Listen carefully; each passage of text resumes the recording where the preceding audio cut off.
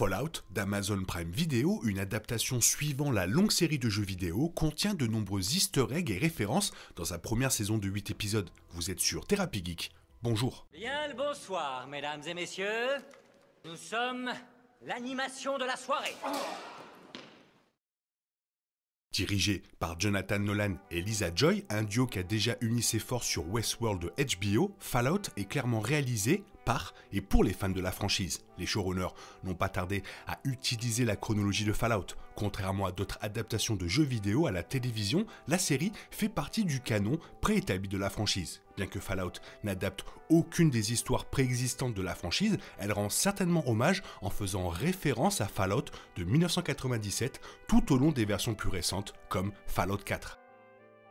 Il n'est pas surprenant que Voltboy, la mascotte de Voltech, apparaisse dans la série. Personnage de dessin animé qui apparaît dans le matériel promotionnel de Voltech, sur les Pip-Boys et les affiches et ailleurs, Voltboy capture le look rétro-futuriste avec son design. Souvent vu faire un clin d'œil et lever le pouce, Voltboy est également la clé de l'interface des jeux vidéo. Si les joueurs sélectionnent des avantages ou rencontrent un dictaciel, les illustrations de Voltboy feront partie intégrante du processus. Cependant, la série va un peu plus loin dans l'inclusion de Voltboy que les affiches en donnant aux téléspectateurs une histoire d'origine pour le geste emblématique du personnage.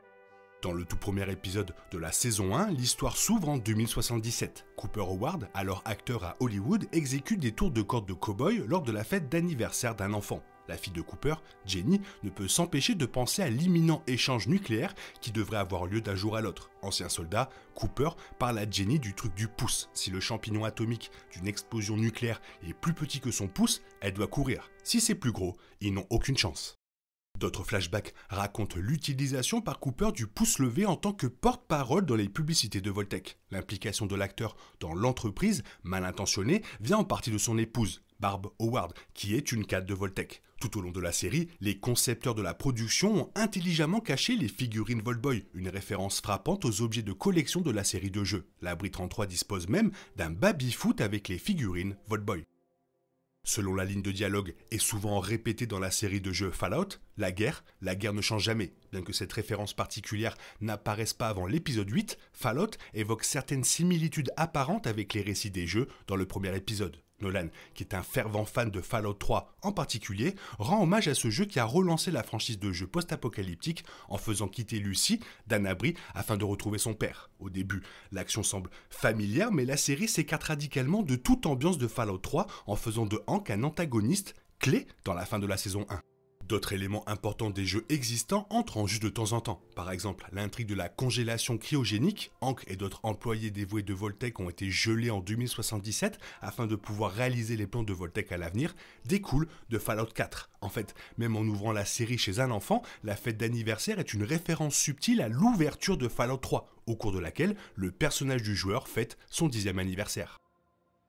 L'une des meilleures parties de la série réside dans toutes ses références aux éléments de gameplay de la franchise. Au lieu d'ignorer le fait qu'elle adapte un jeu en faveur d'une technologie et d'une action réaliste, la série adopte son matériel source. Lorsque Lucy est présentée pour la première fois, elle examine ses statistiques pour un conseil de l'abri 33. En mentionnant ses capacités de réparation, de science et d'élocution, Lucy fait une référence désinvolte au Special, ensemble de règles, des défis de piratage et les Steam Packs à un magasin divers qui se vante de récupérer, acheter, vendre ou échanger. En référence au menu d'action des objets du jeu, la série aime ses racines.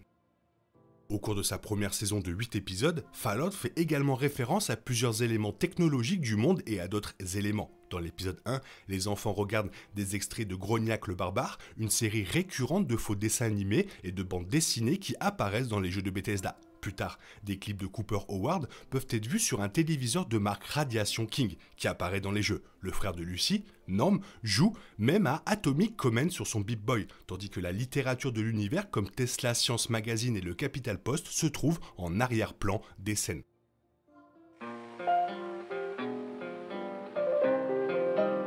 Une chanson clé de la série Fallout est Orange Color Sky, interprétée par Nat King Cole et le Stan Kenton Orchestra. La chanson apparaît dans l'épisode 1, bien qu'elle ait également été utilisée dans des publicités télévisées pour plusieurs des jeux de Bethesda, notamment Fallout New Vegas, Fallout 4 et Fallout 76. Le recours de la série à la musique des années 40 et 50 fait certainement ressortir son cadre unique et rétro-futuriste. Bien que la saison 1 ne puisse pas regrouper toutes les références, points d'intrigue ou quêtes secondaires des jeux dans ces 8 épisodes, elle annonce de nombreux éléments passionnants si une seconde saison vient. Par exemple, dans une scène, une civière passe devant le docteur Wilzig. Bien que le corps soit recouvert d'un drap, un bras dépasse du brancard. Cependant, le moment où vous clignez des yeux et vous le manquez présente une énorme main verte, semblable au super mutant de la série. Le détail peut même faire référence à l'existence du virus à évolution forcée de l'enclave. La série présente également un Robco Industries à Soltron recouvert de sable et le crâne d'un écorcheur.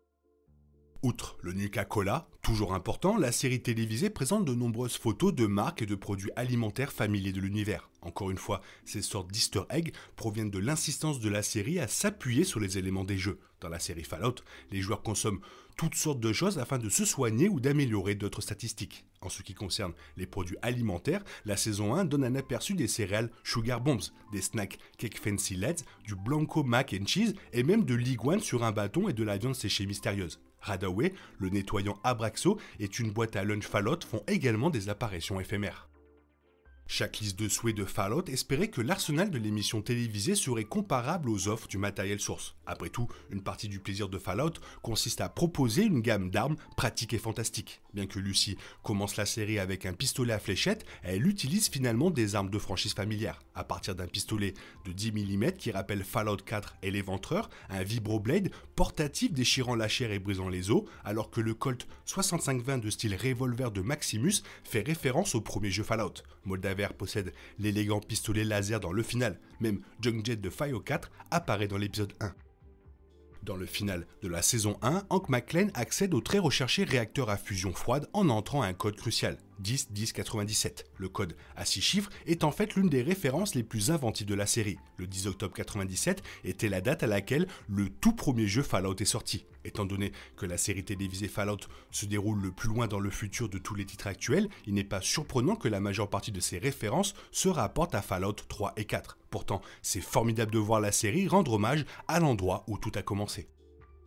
Interprété par Raffi Silver, Robert Edwin House, souvent simplement appelé Mr. House, fait une apparition dans le dernier épisode de la saison 1. Le fondateur de Robco, Mr. House, est lié à l'une des sociétés clés de la franchise que Voltec travaille secrètement avec. Finalement, le personnage devient le dirigeant de New Vegas. De toute évidence, New Vegas sera connecté à la saison 2, puisque Hank se dirige vers la ville lors du final. Cela dit, il est logique que la série tease Mr. House, même si son rôle reste flou étant donné les multiples fins potentielles de Fallout New Vegas.